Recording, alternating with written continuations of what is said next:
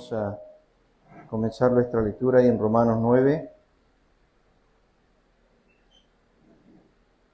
Dice así: ¿qué pues diremos? ¿Que hay injusticia en Dios? En ninguna manera. Cuando estudian el libro de Romanos, esto sucede en el estudio. Cuanto uno más lee, más estudia, se sorprende de la unidad de pensamiento del Espíritu de Dios en el libro. Y el apóstol comienza tratando el tema que Romanos trata más que cualquier otra epístola, el tema de la justicia de Dios, y específicamente la justicia de Dios en el Evangelio. Cuando estudiamos el Evangelio y la justicia de Dios, entendemos que es Dios salvando a los hombres de su pecado, sacándolo de las tinieblas a la luz, como dice Pablo a los Colosenses, de la potestad de Satanás a Dios, de un estado de muerte, a los Efesios dice, a un estado de vida, de estar totalmente consumido en la carne, a comenzar a tener pensamientos de resurrección, de poner la mira en las cosas de arriba y no en las de la tierra.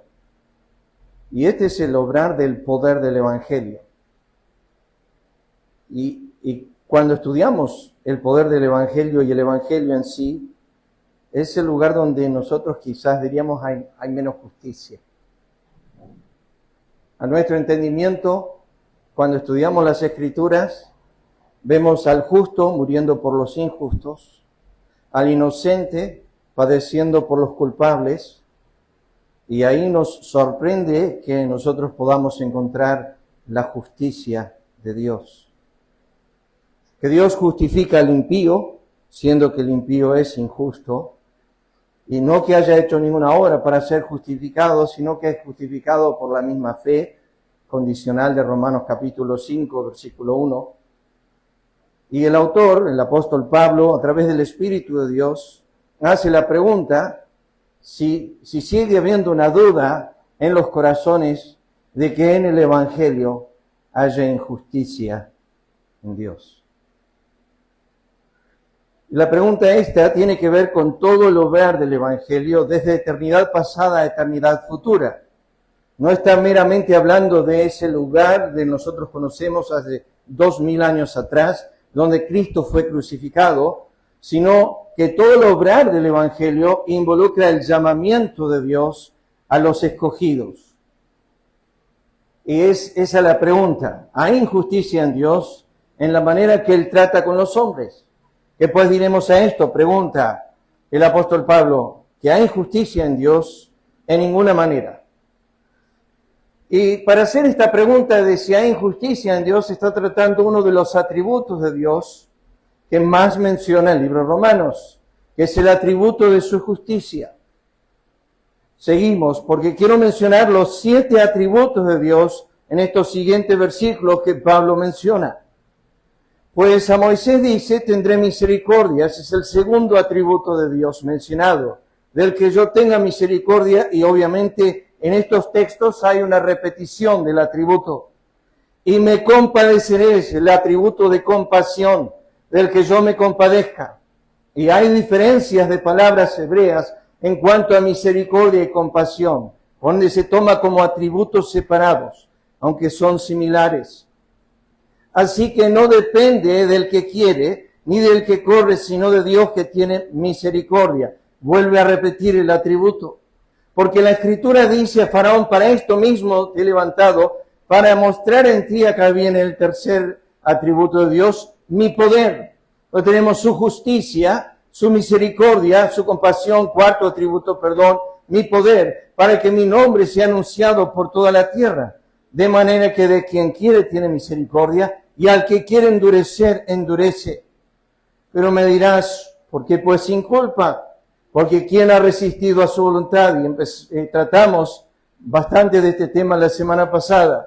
Los contrastes humillantes que hay. Mas antes, oh hombre, ese es el primer contraste. ¿Quién eres tú para que alterques con Dios? El hombre y Dios. Una trascendencia que no se puede comenzar a comparar. La diferencia entre el creador y la criatura. Dirá el vaso de barro al que lo formó, ¿por qué me has hecho así? El otro contraste es entre el creador y la criatura. 3. O no tiene potestad, poder, es el mismo atributo que venimos mencionando, el alfarero sobre el barro, para hacer de la misma masa un vaso para honra y otro para deshonra. Acá concluyen los atributos. ¿Y qué? Si Dios, queriendo mostrar su ira, quinto atributo mencionado, hacer notorio su poder, ya lo mencionó, soportó con mucha paciencia, sexto atributo, los vasos de ira preparados para destrucción y para hacer notorias las riquezas de su gloria, séptimo atributo, las mostró para con los vasos de misericordia que él preparó de antemano para gloria. Entonces, los 7 atributos de Dios mencionados, para repetirlos, cuando Pablo pregunta si hay injusticia de Dios, está obviamente haciendo hincapié sobre el atributo de la justicia de Dios. Versículo 15 menciona la misericordia de Dios, la compasión de Dios, su poder, su ira, su paciencia y su gloria. Algunos han dicho que gloria es la suma de todos los atributos de Dios. Algunos han definido la gloria de Dios como las perfecciones eternas de Dios, manifestadas en ese destello, ese brillo del cual Él es. Pero, si estudiamos estos 7 atributos en el contexto que Pablo desarrolla, la justicia, la misericordia, la compasión, el poder, la ira, la paciencia y la gloria, resumen otro atributo de Dios que está escondido detrás de estos textos que no se menciona abiertamente. Ese atributo es el que conocemos como la soberanía de Dios. Dios es soberano en su justicia, es soberano en su misericordia, es soberano en su compasión, en su poder, en su ira, en su paciencia y en su gloria. Y esto es lo que Pablo esconde detrás de este pasaje, es que Dios es soberano en la salvación de los hombres. Y hemos mirado, no voy a volver a repetirlo, los 3 contrastes. Puse ahí, uno de los contrastes habla acerca de la esencia de Dios que estuvimos mirando la semana pasada. El otro, formado y formador, habla acerca de la sabiduría de Dios. Y luego el barro y el alfarero, que habla acerca del poder de Dios. Y antes de introducir el texto, deseo ir a Jeremías, el capítulo 18, para ver lo que la Escritura trata acerca del alfarero y el barro, y cuando trata del poder de Dios, ¿a qué se está refiriendo?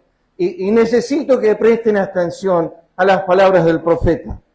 Dice así, palabra de Jehová que vino a Jeremías diciendo, levántate y vete a casa del alfarero, y allí te haré oír mis palabras. Y descendí a casa del alfarero, y aquí que él trabajaba sobre la rueda. Y la vasija de barro que él hacía se echó a perder en su mano. Y volvió e hizo otra vasija, según le pareció mejor hacerla. Entonces vino a mí palabra de Jehová diciendo, ¿no podré yo hacer de vosotros como este alfarero, oh casa de Israel? Dice Jehová, he aquí que como el barro en la mano del alfarero, así sois vosotros en mi mano, oh casa de Israel. Y parece ahí que termina la historia del barro y el alfarero. Pero los siguientes versículos dan la explicación de la mano de Jehová con el barro. En un instante hablaré, y quiero que presten atención a eso. En un instante hablaré contra pueblos, contra reinos, para arrancar y derribar y destruir. Y aquí, si de repente Dios hablaría contra, un suponer, voy a tomar como ejemplo a Lucas Segovia en el fondo. Dios dice a Lucas a través de una voz de un pastor, un profeta, lo que sea, le dice, te voy a destruir,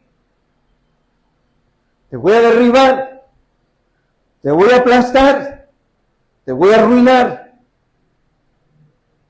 Y Lucas escucha el poder del alfarero en su palabra y en su hacer. ¿Qué dice el alfarero? Pero si esos pueblos a los cuales yo Dios hablé en contra, como Nínive en 40 días será destruida. ¿Por qué no lo fue? ¿No es la voz del Dios viviente, inmutable e incambiable? ¿No es lo que dice Dios inmutable? ¿Cómo es que Dios tiene esta mutabilidad en su ser cuando habla de destrucción? Porque él aclara a Jeremías que la voz que él habla es cambiable en el arrepentimiento, que en su mandato de destrucción da lugar al hombre a arrepentirse. Y si el hombre se arrepiente en su mandato, Dios cambia. Estaba incluido dentro de su decreto la posibilidad de frenar la destrucción si solamente el hombre presta oído a Dios. El alfarero está listo para destruir la vasija, pero no lo hace si la vasija se arrepiente. Hablaré contra, pero si cambia y se convierte, no lo haré. Jonás predicó un mensaje: Nínive en 40 días será destruida, ¿verdad? Sí, era la verdad absoluta de Dios, pero incluía un cambio en la divinidad, que él estaba dispuesto a cambiar ese mandato si Nínive se arrepentía. Lo dice Jeremías 18. Es el obrar del alfarero. Hizo una vasija y salió mal. Esa vasija que hizo, ese Adán que él hizo, dice la Escritura, Dios lo hizo recto, pero él buscó muchas perversiones. Y cuando Adán se fue tras las perversiones, Dios dijo, de cierto morirás, yo te voy a destruir. Y una y otra vez este alfarero ha hablado a su pueblo de la voz destructiva de su mensaje. Pero noten lo que dice el versículo 8. Pero si estos pueblos se convirtieren de su maldad, contra la cual hablé, yo, dice Dios, me arrepentiré del mal que había pensado hacerles. Acá tenemos la voz y la mano. Lo que yo pienso hacer, no lo voy a hacer. ¿Qué es lo que cambió el corazón de Dios? Dentro del decreto divino de la destrucción de Dios, de decidir la destrucción de Nínive, había una permisibilidad divina, donde él estaba, podía ser que él cambiaría así solamente el corazón de este pueblo. Oh, Dios lo dijo tantas veces. Le cito una referencia nada más. Segunda de Crónicas 7, versículo 15. Si se humillare mi pueblo, si se humillare mi pueblo, yo voy a cambiar para con este pueblo. Si solamente se humillan, yo voy a cambiar. Pero luego la bendición del alfarero. En un instante hablaré de gente del reino para edificar, para plantar, o sea, para hacer un bien, para hacerles bien a este pueblo. Pero si hiciere lo malo delante de mis ojos, no oyendo mi voz, me arrepentiré del bien que había determinado hacer. Esto pasó muy a menudo con Israel como nación. Pasó con los gentiles en Nínive, una nación pecadora, perversa, no se arrepintieron. Pero escuchen ahora, queridos hermanos, ya voy a introducir el tema, pero escuchen ahora un momento eso. En el diluvio, cuando se vio la ira de Dios desplegada en un instante, no fueron todos los días, por 120 años Dios mataba a uno, a otro, traía incendios por acá, fuegos por allá, traía diluvios por acá, traía granizo por allá. ¡No! ¡Un solo momento! Esperó 120 años. Un Dios totalmente enojado desde el primer día que dio el decreto hasta el momento en que se mantuvo su decreto y lo hizo cumplir. La ira de Dios estaba sobre este mundo. Y mandó un pastor, un profeta, un pregonero de justicia que predicase esta verdad por 120 años. Y la Biblia dice, en esos 120 años, esperó la paciencia de Dios.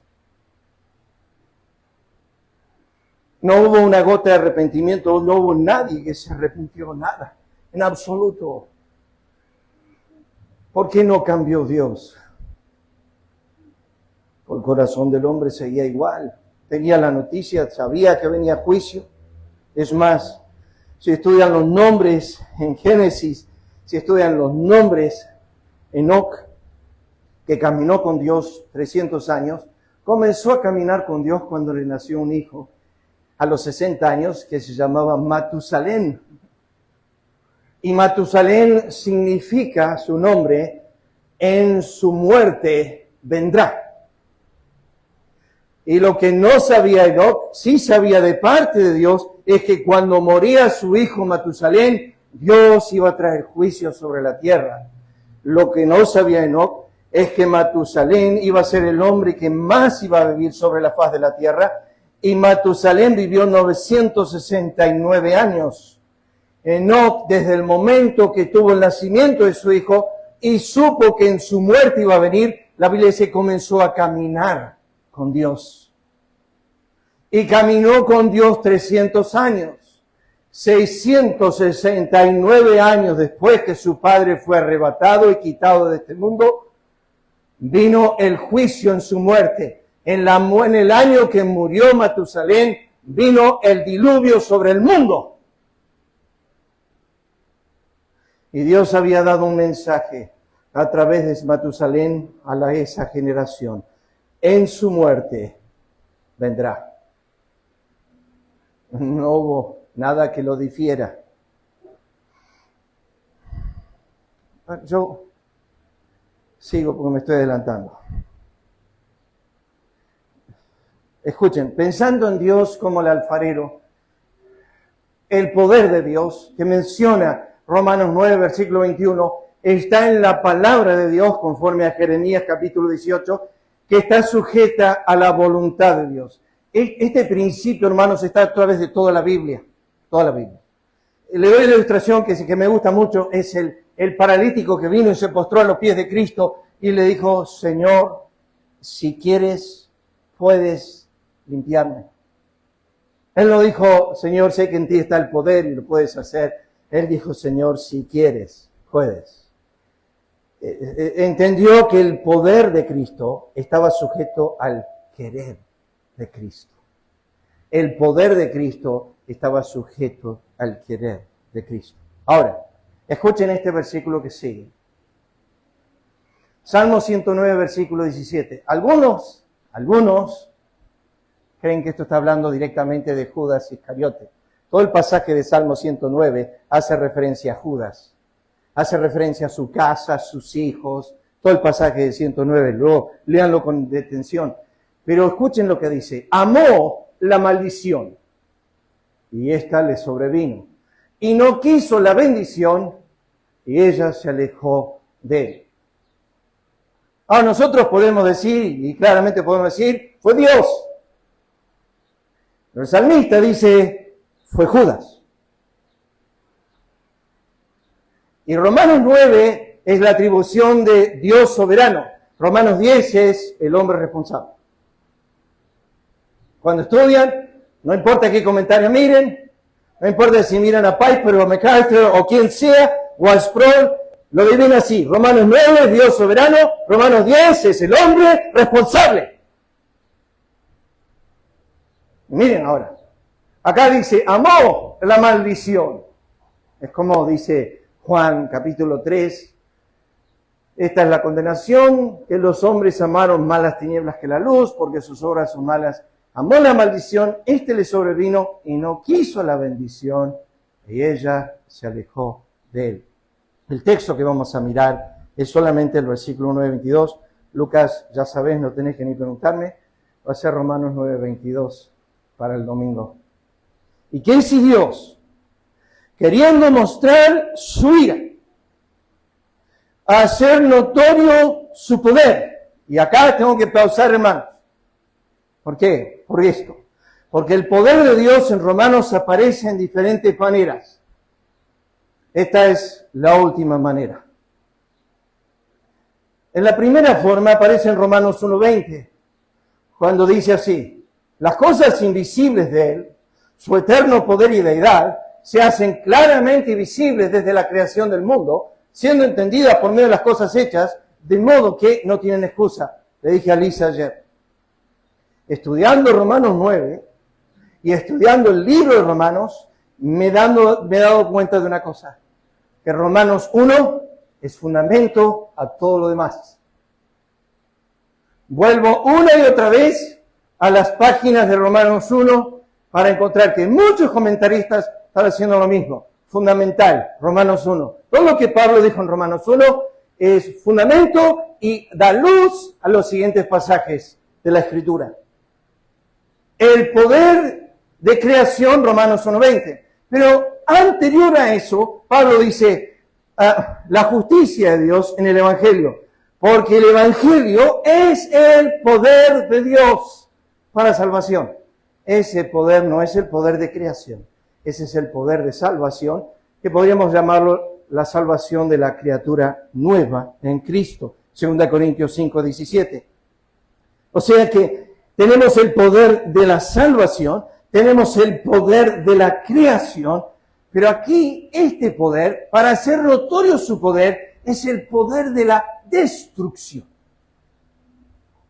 Es el poder de tomar un alma, como dijo Cristo en Mateo capítulo 10, no temáis a aquel que puede destruir el cuerpo y más nada puede hacer, ese es Satanás. Él hasta que vino Cristo tenía el imperio sobre la muerte. Eso lo dice Hebreos capítulo 2, versículo 15. Después de la muerte de Cristo y la ascensión de Cristo, Satanás pierde el imperio de la muerte. Y Cristo dice en Apocalipsis capítulo 1, dice esto: en mis manos están el poder de la muerte y el Hades. Y Cristo dijo, no temáis a aquel que puede destruir el cuerpo, después de esto más nada puede hacer, Satanás, sino temed a aquel más bien que después que el cuerpo está muerto, puede tomar el alma y echarla al infierno. Ese poder es destructivo. Leamos el texto. Que si Dios, queriendo mostrar su ira, vamos a volver al texto, hacer notorio su poder, soportó, es la palabra llevar, cargar, soportó con mucha paciencia los vasos de ira preparados para destrucción. Y como estos versículos van juntos, y para hacer notorias las riquezas de su gloria, las mostró para con los vasos de misericordia que Él preparó de antemano para gloria. Solamente clase para que les remarco algo, para que lo piensen en estos versículos. Dice que si Dios, queriendo mostrar su ira, hacer notorio su poder, soportó con mucha paciencia los vasos de ira, acá esta palabrita acá, preparados para destrucción. No lo voy a poder desarrollar correctamente el texto, primeramente que nada. No lo voy a poder desarrollar en su profundidad, segundo. Pero lo que sí he aprendido del texto es que este texto está hablando del juicio final. O sea, si quieren el gran trono blanco, o más allá del gran trono blanco, el lago de fuego. De esto está hablando 9:22. ¿Por qué? Porque la palabra destrucción que utiliza Pablo aquí solamente se usa en relación al infierno en todos los demás pasajes de la Biblia. Aparece como 15 veces. Entonces, como la Biblia solamente lo usa ahí, no puede ser que de repente 9:22 tenga un uso diferente. El texto está diciendo, Dios va a mostrar su ira y su poder llevando vasos de ira a la destrucción eterna. Eso está diciendo el texto. Y para hacer notorias las riquezas de su gloria, las mostró para con los vasos de misericordia que Él preparó de antemano. Yo dije que iba a señalar algo. Él preparó de antemano. Eso es una sola palabra en el griego. Y solamente aparece 2 veces en el Nuevo Testamento. Y siempre en relación a los justos. ¿Qué quiere decir con esto? Que esta palabra, preparado para destrucción, es muy diferente a esta. Nada que ver, son totalmente diferentes. Lo cual los comentaristas coinciden que el Espíritu de Dios estaba diciéndonos algo con usar 2 palabras diferentes. Es más, esto tiene que ver con algo hecho en el pasado con consecuencias presentes. Preparados es algo que está en el activo presente, o sea, que está sucediendo ahora. Está ahora sucediendo. Y esa es la voz pasiva. Puede ser Dios que lo está haciendo, puede ser yo que lo está haciendo. Es que Romanos nos ayuda de nuevo en esto. Porque Romanos capítulo 1 dice, se hicieron necios, se hicieron vanos, se hicieron inútiles. Uno se pregunta a veces, ¿puedo yo hacer algo? Sí, muchas cosas. Lo que Dios me remarca es que yo puedo arruinarme la vida si quiero. Y yo puedo hacerme inútil, y yo puedo hacerme necio, y yo puedo hacerme vano. Y de eso repite la Escritura muchas veces, especialmente en el Antiguo Testamento. La remarca es esta entonces, preparados para destrucción. Algunos pueden decir, bueno, es Dios. Yo no tengo problema con eso. Decir que es Dios que prepara para destrucción. ¿Qué es lo que Dios utiliza? Bueno, el mismo barro podrido, la masa, nuestra dureza, nuestra rebelión, nuestra depravación, nuestra corrupción, nuestra enemistad, nuestro aborrecimiento. Dios utiliza todo eso. Porque eso va paralelo a los primeros capítulos de Romanos. No hay justo ni aun uno, no hay quien entienda, no hay quien busque a Dios, no hay quien haga lo bueno, no hay ni siquiera uno. Luego describe las gargantas y los corazones de ellos corruptos y luego dice, ellos se hicieron inútiles. Entonces, acá tenemos preparados para destrucción y Él preparó de antemano para gloria. Lo interesante para los comentaristas es que los vasos de ira no dice que Dios los preparó en la eternidad pasada. Otro tema para pensar. No fueron hechos en los siglos pasados. El famoso comentarista R.C. Sproul, en una nota que no la traje, o sea, la tengo en el celular, pero el celular está grabando, está en WhatsApp. Después, si quieren, se las puedo mandar. R.C. Sproul dice,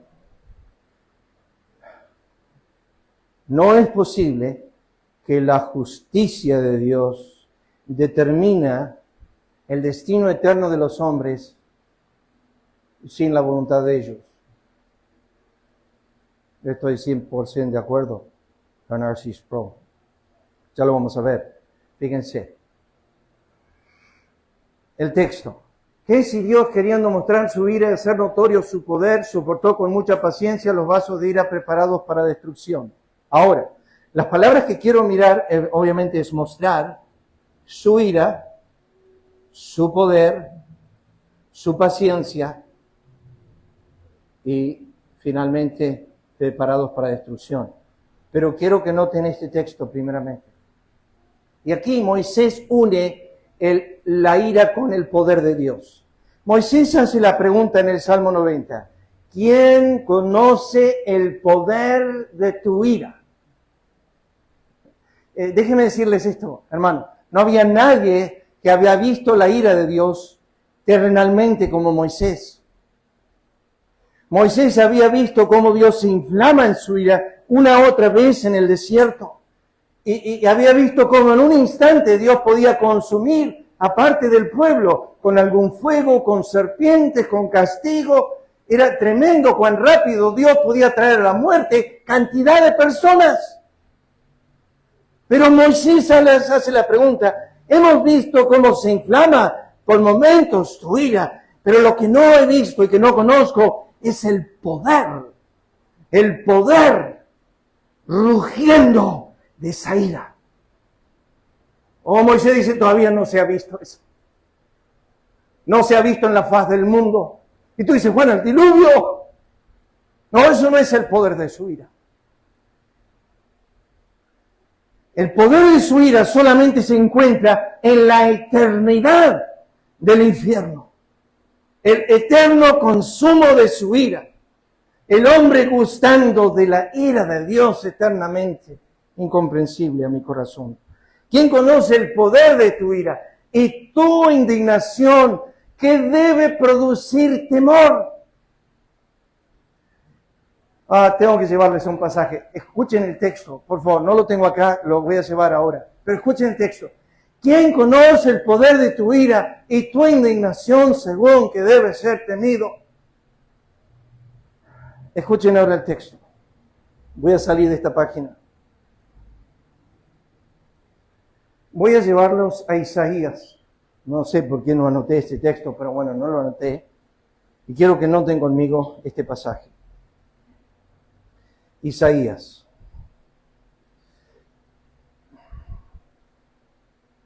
...26...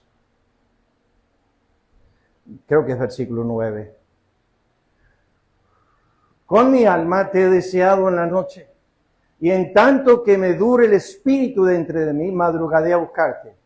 Porque luego, escuchen ahora lo que dice Isaías, luego que hay juicios tuyos en la tierra, los moradores del mundo aprenden justicia. Ajá. ¿Qué está diciendo el profeta Isaías? Está diciendo esto. Cuando Dios trae juicios, un tsunami, un terremoto, cuando Dios trae juicios y suceden estas cosas en el mundo, grandes masas, terribles movimientos naturales sobre la faz de la tierra. Isaías 45 lo conocen, dice, bueno, vamos a ir ahí. Pero miren esta frase, porque luego que hay juicios tuyos en la tierra, los moradores del mundo aprenden justicia. ¿Alguien se acuerda una ilustración de esto, Antiguo Testamento? Clarísima ilustración de esto. Una mujer, casi, ahí está en la mente, se llamaba Rahab. Llegaron los espías y ella dice, nosotros sabemos que Jehová es Dios. ¿Por qué? Porque hemos oído lo que Él ha hecho a todas las naciones. Y por lo que Él hizo, el temor de Jehová ha caído sobre nosotros. Cuando vemos tus juicios, los moradores de la tierra aprenden justicia. Yo veo lo que Dios hizo allá y me da miedo, me da terror. Que Dios puede hacer lo que quiere en el mundo. Y lo hace para que los hombres aprendan justicia. Por eso lo hace.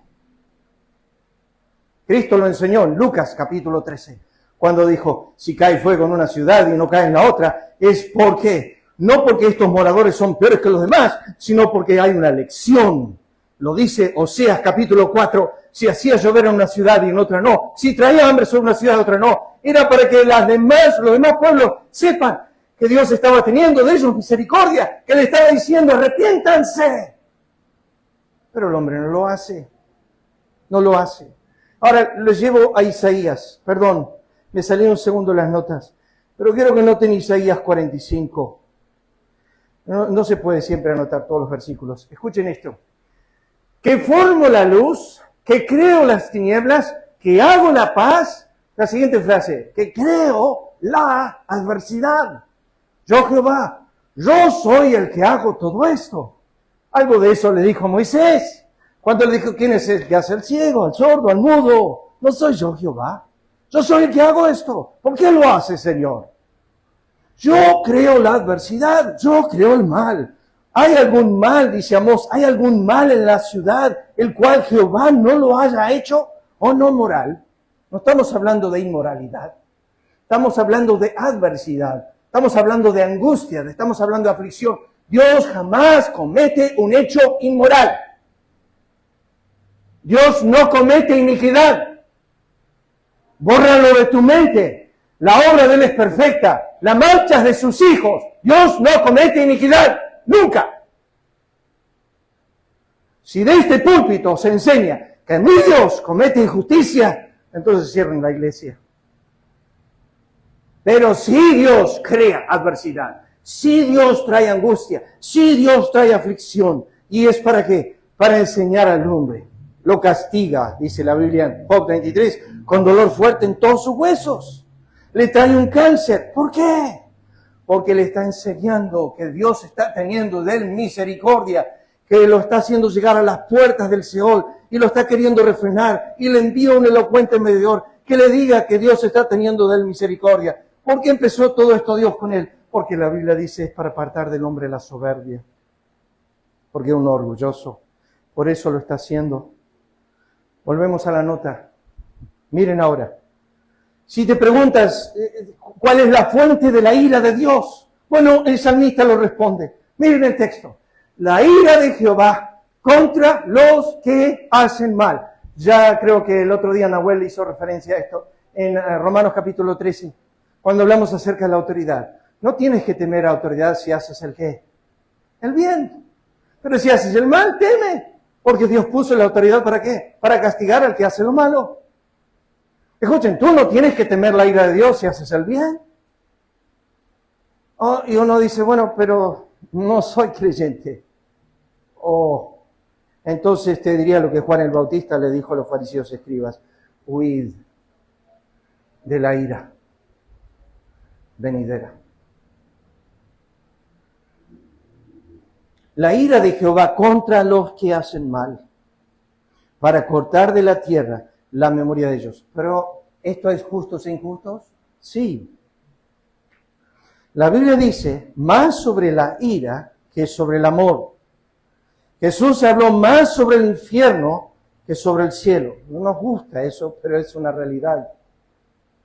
Él aborrece con perfección en la misma medida que ama con perfección.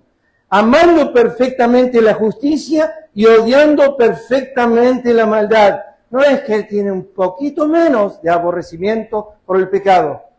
Él ama la justicia tanto como aborrece la iniquidad. Los dos lados de esa misma moneda. Justicia de un lado, odio del otro. Cristo, se dijo de Cristo cuando estaba en la cruz, has amado la justicia, porque buscó hacer que se establezca la justicia de Dios, y aborrecido la iniquidad, porque fue hecho sustituto, y Jehová cargó en él el pecado de todos nosotros. El castigo de nuestra paz fue sobre él. MacArthur, una nota de su Biblia, esto lo pueden buscar ahí en la Biblia MacArthur, dice que la ira de Dios se revela en dos maneras. Indirectamente, a través de las consecuencias naturales de violar su ley moral universal. Por ejemplo, si te tiras de un edificio, y tenemos la ley de la gravedad, si siembras zanahorias, no vas a cosechar un manzano. Si siembras iniquidad, no vas a cosechar justicia. El principio de la siembra y la cosecha es una ley universal de parte de Dios. Es una ira indirectamente sobre los hombres. Dios no puede ser burlado, dijo Pablo a los Gálatas. Todo lo que el hombre sembrare, eso también segará. no pienses segar diferente. Ese principio va muy extenso, lo he predicado años en Ezeiza.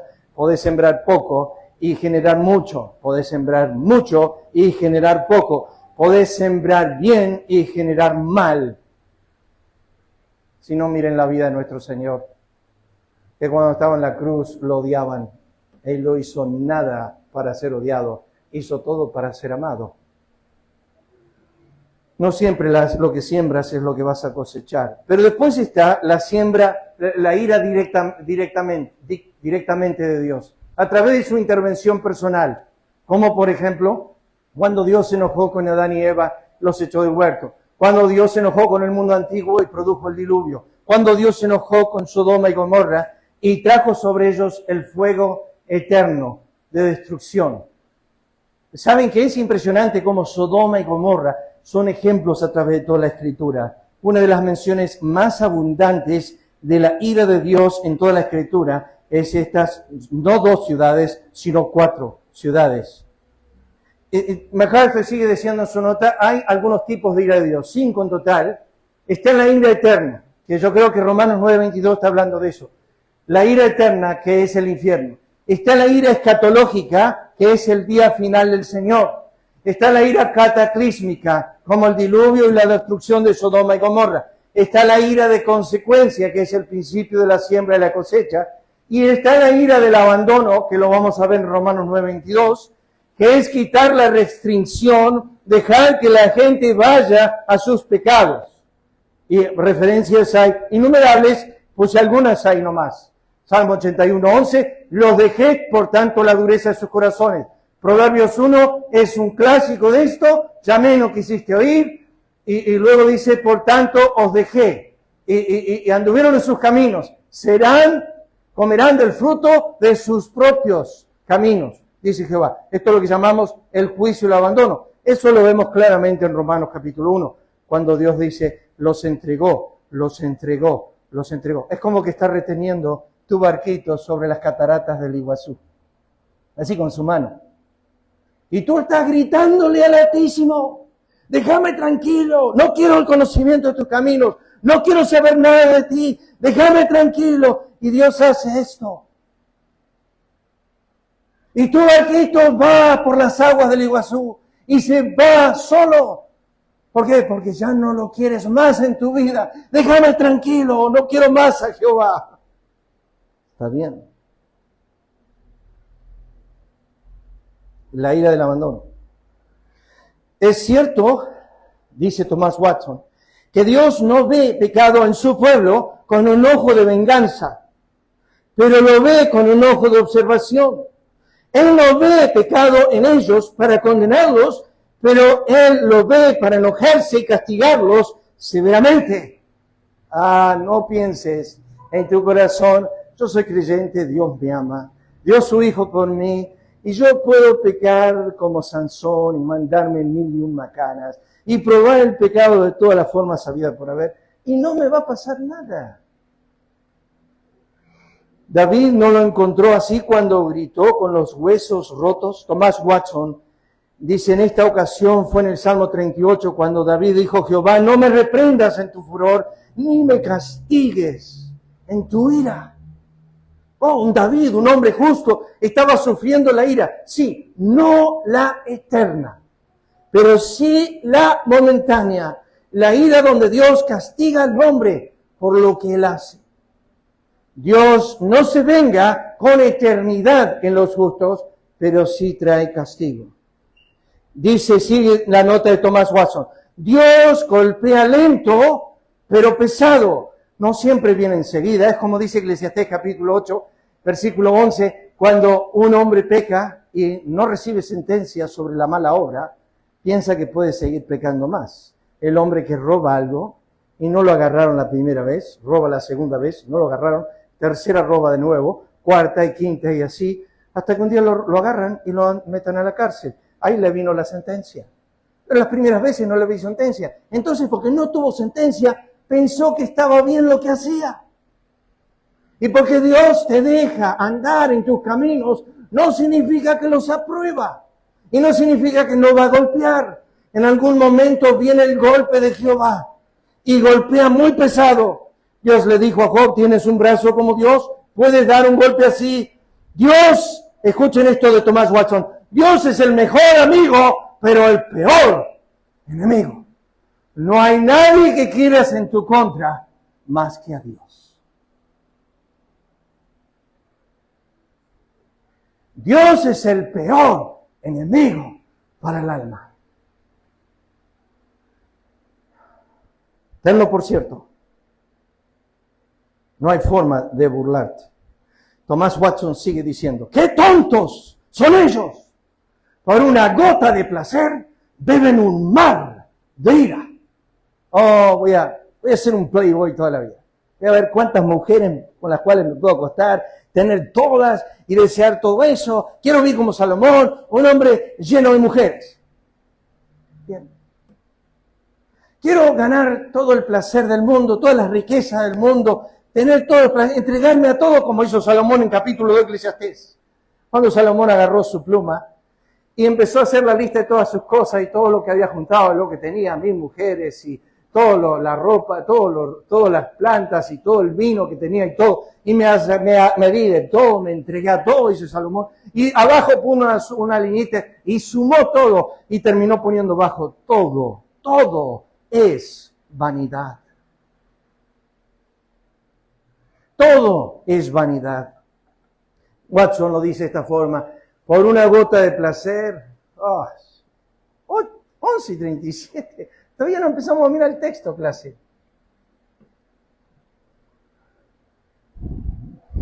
Dios se enoja con su pueblo, sí. Rápidamente le pasó esto, Dios se enojó contra Moisés. Entonces Jehová se enojó contra Moisés y dijo, ¿no conozco yo a tu hermano Aarón levita que él habla bien? ¿Te acuerdas que estaban discutiendo? Yo estaba hablando con él y él dice, no, pues yo no puedo hablar, no puedo hablar. Listo, no hables. A veces se enojó Jehová contra Moisés. Entonces la ira de Jehová se encendió contra ellos. Eso es Números 12:9. Si ustedes se acuerdan el contexto, es cuando Aarón y María hablaron mal contra Moisés porque se había casado con una mujer cusita. A Jehová no le pareció mal. Jehová no tuvo problemas con el tema, pero Aarón y María tuvieron problemas con el tema y dijeron, no puede ser que te hayas casado con una mujer cusita, o sea, una mujer de tez negra. Y bajó Dios a hablar con ellos. Y dijo, ¿no tuviste temor de hablar contra mi siervo Moisés? Él es el único que habla con Jehová cara a cara, ¿sabían?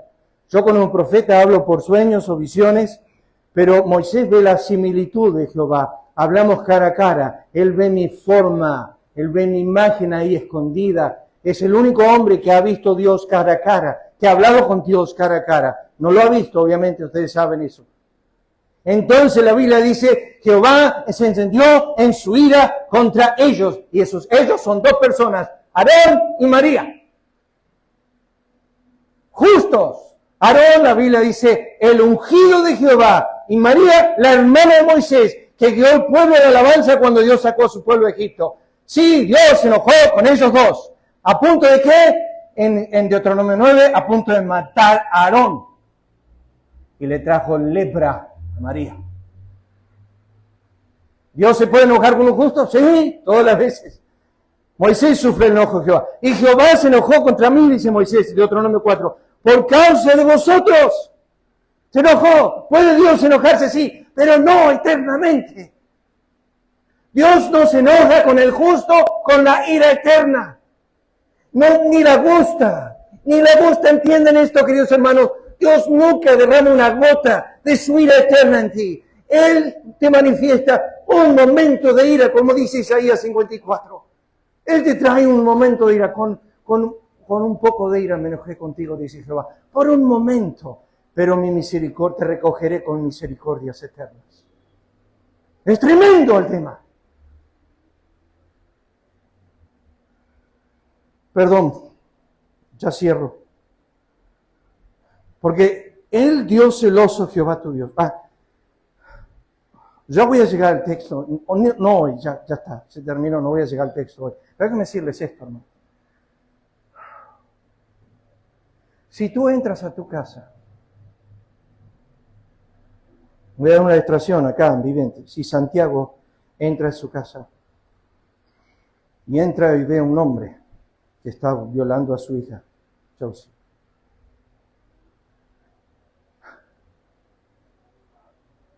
Santiago, en ese momento, se le inflama todo su furor como padre, todo su amor como padre, su amor por su hija, su odio por ese hombre violador.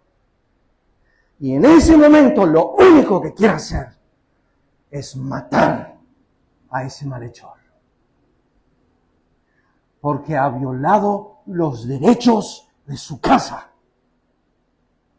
Ha transgredido su persona, su autoridad, su cuidado, su protección. Y tú me dices, ¿con qué derecho Dios se enoja con el hombre? Ahí es donde quiero llevarlos.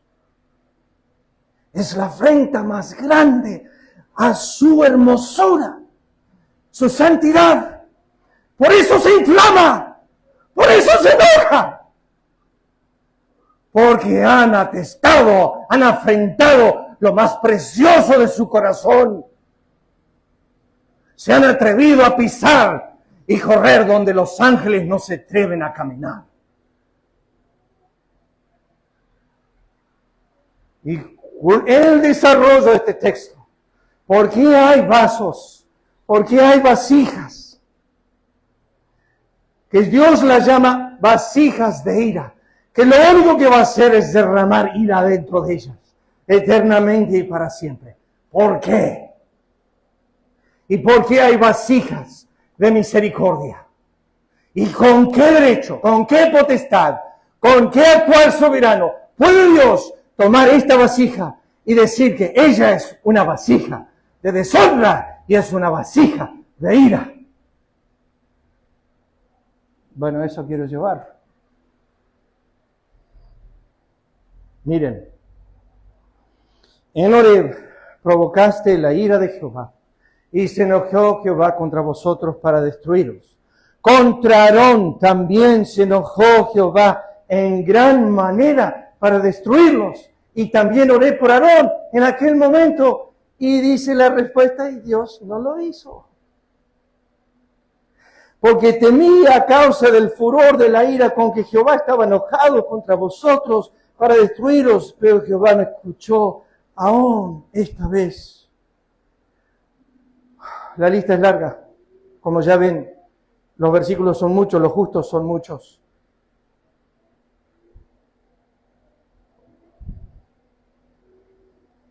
Déjeme cerrar con esto. No vamos a empezar a mirar el texto porque ya se fue la hora, pero déjeme cerrar con el texto una vez más. Que si Dios, queriendo que esa palabra voluntad común del Nuevo Testamento, o sea que es su voluntad, está dentro de su elección, y aquí viene este tema, mostrar. Ese es Santiago. Santiago, cuando ve a un hombre violando a su hija, muestra su ira, corre con furia para frenar el hecho que está sucediendo. Y los demás que están en casa, ven a papá como deben verlo, enojado. Porque Dios quiere mostrar su ira, porque justifica el amor por su santidad. Dios ama tanto la hermosura de su ser, que un hombre que viola esos parámetros, Dios dice, voy a mostrarle mi ira.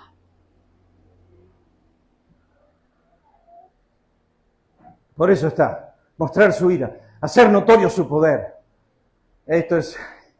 Esto no lo hace Santiago, no lo hago yo. No dejamos que violen a nuestros hijos. Actuamos inmediatamente. Dios deja que pase una vez, y dos, y 1000, y años, y siglos. Y luego toman lo más precioso de su alma y lo escupen y le arrancan la barba y le ponen clavos en las manos y en los pies. Y se burlan, le vendan los ojos y le gritan, profetiza quién es. Entraron a su propia casa, al lugar santísimo, entraron a la dulzura de su corazón y tomaron la delicia de su delicia, su belleza, su hijo, su hermosura. Hicieron de él desastre. ¿Y qué hizo Dios en su ira? Volcó ese enojo, esa ira contra la dulzura, contra la delicia, contra el amor de su alma, contra su complacencia. Derramó el fuego de su ira sobre su Hijo Santo. Tendría que haber caído sobre los profetas de Baal, pero el fuego cayó sobre el inocente Cordero. Y 3 cosas para cerrar. Todos tenemos un gran problema con nuestro Dios si no somos creyentes: la ira venidera. Eso es un gran problema para los que no conocen a Cristo. No la de hoy. Es más, te puedo asegurar que para la mayoría de los impíos no van a gustar una gota de ira hasta que pisen el infierno. Porque esos vasos de ira están preparados para destrucción. No conocen la ira de Dios hasta que lleguen a ese lugar. Dios soporta con paciencia esas vasijas años, blasfemando, injuriando, burlando. Y no les hace nada. Después está la ira pendiente. A veces solo se manifiesta una vez. Sodoma y Gomorra tenían una ira pendiente. ¿Cómo sabemos eso? Dios dijo, su pecado ha subido a mí. Podría haberlos castigado cuando estaban acá abajo en pecado. Hubo acá en pecado, pero Dios dijo, ya está, llegó hasta mí. Ahora los voy a castigar. Ira pendiente. El diluvio, los hijos de Coré. Después está la ira que reposa. Todo aquel que rehúsa creer en el Hijo de Dios, la ira de Dios reposa sobre él. Todo el día, todo el tiempo. No, todos tenemos un problema con ira venidera, ira pendiente e ira que reposa. Ten cuidado si no conoces a Cristo. Ten cuidado. ¿Se acuerdan la definición de pecado? Con esto termino. Piper dijo, el pecado, y esto es la afrenta a Dios que va a empezar a generar su ira, es la gloria de Dios no honrada, la santidad de Dios no reverenciada, la grandeza de Dios no admirada, el poder de Dios no alabado, la verdad de Dios no buscada, la sabiduría de Dios no estimada, la hermosura de Dios no atesorada, la bondad de Dios no gustada, la fidelidad de Dios no confiada, la promesa de Dios no creída, los mandamientos de Dios no obedecidos, la justicia de Dios no respetada, la ira de Dios no temida, la gracia de Dios no conocida, la presencia de Dios no valorizada, la persona de Dios no amada. Y tú te preguntas, ¿por qué está enojado Dios? Tiene un sinfín de cosas para enojarse. Vamos a orar. Guíanos en este estudio, Señor. Ayúdanos a entender lo que dice tu palabra en Romanos 9:22, que Dios queriendo, deseando de su voluntad, mostrar su ira. Es la única forma de vindicar tu justicia y santidad, Señor, mostrando tu ira, haciendo notorio tu poder. Y durante ese lapso de pausa de tiempo, como Satanás y como muchos otros, que Satanás todavía no ha visto el consumir de tu ira sobre sí, está pausado. Estás soportando con paciencia esta vasija de ira para destrucción. Bendice tu palabra, ayúdanos a meditar en estas cosas. Lo pedimos en el nombre de Cristo. Amén. El Señor les bendiga, hermanos.